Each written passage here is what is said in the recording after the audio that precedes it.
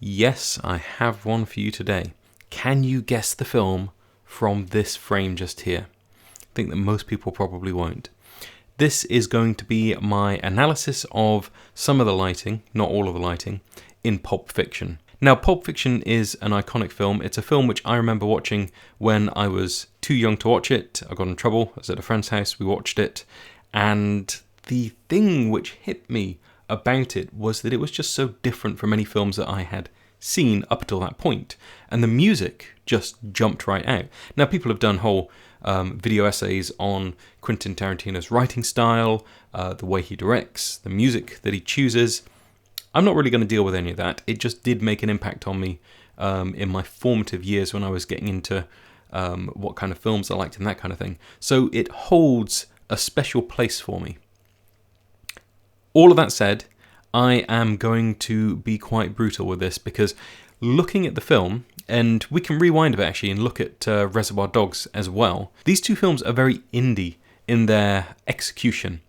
They do have some very famous actors in, and they have gained cult status, but the looks that are created with the lighting in Reservoir Dogs and Pulp Fiction aren't as fully formed as the character and narrative and directorial prowess that is coming to these films. I find a lot of the time when I'm watching them now, things just jump out at me, things jar. There are aspects of the lighting that I look at and think, well, I'm trying to avoid things like that. I try to make things look better than this. Now, that doesn't mean that these are bad films, and it doesn't mean that they don't deserve the acclaim that they have garnered, but in the context of these breakdowns, the cinematography side of things, I think it's interesting to look at something which has such reverence around it and say, well, actually, I think the execution of this technically wasn't that great.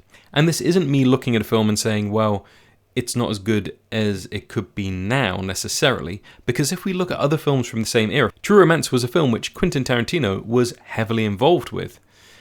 And if you look at the way that is lit and the way that is filmed, it is a far more mature execution of all of those things that a cinematographer should do. So the light is used with purpose, and it gives characters shape, and it doesn't really ever feel out of place. Here, I notice things all the time that are out of place.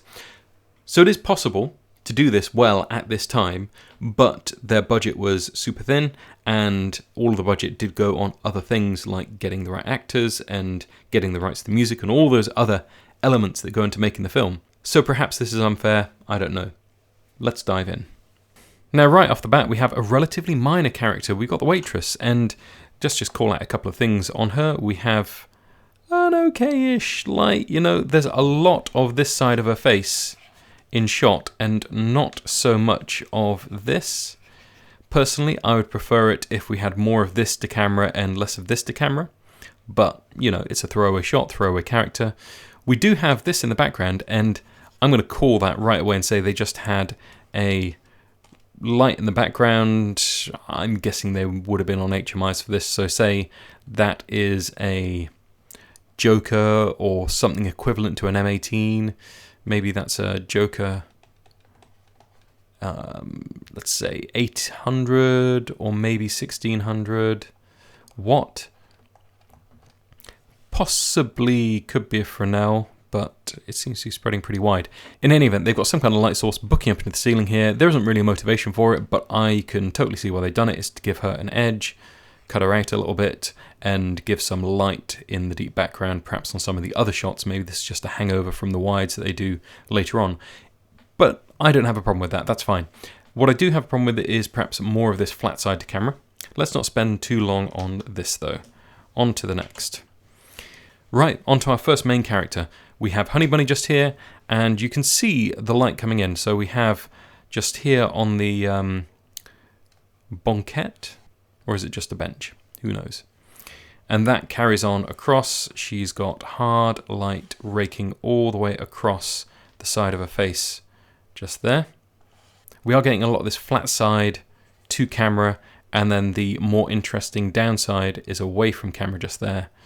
I'm getting some fairly nasty shadows and fairly unflattering lines created by that light. This isn't too bad. We do have incredibly hard light coming onto the sides of their faces. What's weird about the light just here, it doesn't particularly feel like it's coming through the blinds. If you look at the way that it's catching both of them, it's like they've kind of got a bit of a cross key thing going on. So we have one light coming in this way, like that, catching him, and we seem to have another light coming in this way, like that, and catching her. If you look at the shadows that are being cast on the, we're going to call it a banquette. It's a banquette just there. Look at the shadows that are being cast. They are both going back that way. Now, I think that if this was being created by a window light, say we had the sun just here, and that was beaming out, or an HMI, or whatever it is we're using, I'm going to draw this all in red, and that's blasting onto the side of both of them, like this, we would actually find that the shadows would go further across this direction. But it doesn't feel like they're doing that at all. It feels more like there's just one source for each of them, giving them that edge. And perhaps you'd do it for control. He's getting all down this side. She's getting edged around that side. And she's got this on the back of her hair, which kind of to me feels like we are saying there's something coming in from this side like this for him, and it's catching the back of her head. And likewise, whatever's coming in there for her is catching the back of his head, because you wouldn't have this degree of light on his face like that if he had this hard sunlight on his face just there. Everything's slightly off. I don't mind it so much in this shot, but it does feel weird, and it feels like they're kind of cut out a bit. If the blinds were a little bit brighter, if the sun felt like it was coming through them, then I think it would sell it a bit better. But let's jump forwards. There's plenty to look at. Now here we see that the sky out there gets a lot darker. We've got a really down area of sky back here, back here, back here. Everything outside the windows feels way, way down. And perhaps when they're shooting this, it's getting towards evening. And I feel like, you're going to run into this quite a lot. They've just got to work with what they've got. They're not on a massive budget. And perhaps they don't have the location, or they don't have the crew or whatever to do it over multiple days. But it doesn't particularly feel like what was happening before on his hair is happening now. So that's a little bit of an inconsistency just there. It doesn't look terrible, but the side of his face is verily on fire just there. Super, super hot. Shout out to the cigarettes that he puts in all of his films.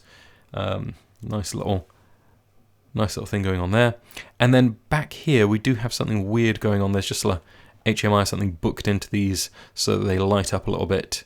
And you can see the shadow of them is actually going off this way, which, that's craziness. If we're saying there's bright sunlight coming this way, there's no way shadow's going that way. We are getting something coming in and casting a little bit across for those Venetian blinds.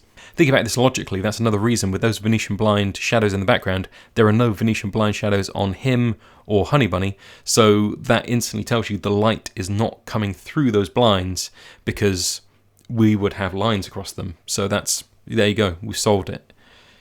Instant cheat.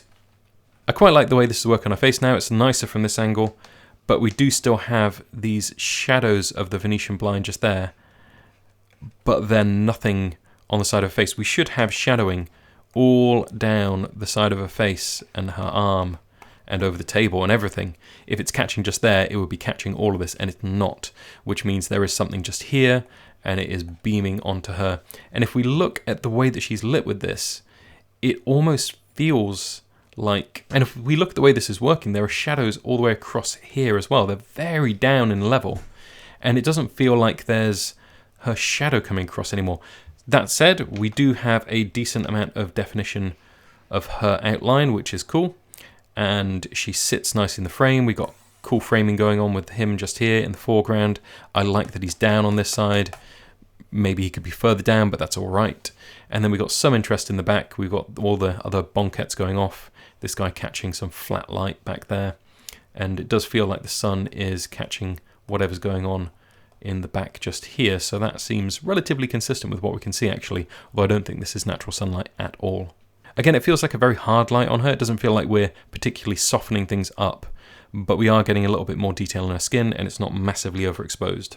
Feels a lot harsher on Pumpkin just here, and check this out, we've got this thing just here. Something is going on, something they put there, a flag or a frame, just cutting that off. We've got these shadows of those Venetian blinds again, but nothing once we get to him. No hint down his arm, down his face of any of those shadows. And you can see a little catchlight of something in his eyes just there. In the deep background, we're getting some hot spots. Feels like there's just another HMI booking in from this direction, doing a little bit of that. And it feels like they've just got a light in the background here somewhere, and they're firing up into the ceiling just there to create whatever's illuminating this. All of the downlighters in the restaurant that we can see in the back here look like they're off as well. And I reckon that we can see a reflection of a fixture in the back there as well. More of the same. We've got a really well-defined catchlight in her eyes now. So that's coming in right up there. And not particularly high. So I'm feeling like we are coming in like this. So source somewhere up here maybe. And then that's coming down in this direction like that. And you can see it kind of slashes across. It makes sense with the shadow on her shoulder and all the rest of it down there as well. But still calling out those Venetian blinds being in the background but not really playing on the characters in any meaningful way at all. And now things go crazy because we have light on both of them that shouldn't really be there. Hard coming in from up here and up here, and that just doesn't work with the sun being outside. No way. So they've brought that light around, that's inside the location, and the tone of the skin's gone funny as well. So all of her skin just here doesn't quite have the richness that it does before. She's catching a lot more light than he is, so I figure that she is a lot nearer the source, and we're just getting a little bit of inverse square imperfection in this. It's a relatively quick shot, but they're stuck in this location. I'm guessing they can't take the light too far back, and they probably don't have the crew or the grip or the knowledge to be able to net this off so that we have less light falling on her than we do on him to balance out those levels. So just a net that's shadowing her would take it down a little bit and help with that discrepancy in fall off. But that's why we're here, that's why we're looking at this, and that's why I find it interesting watching this film, because these things are just popping out at me. I can't help noticing them.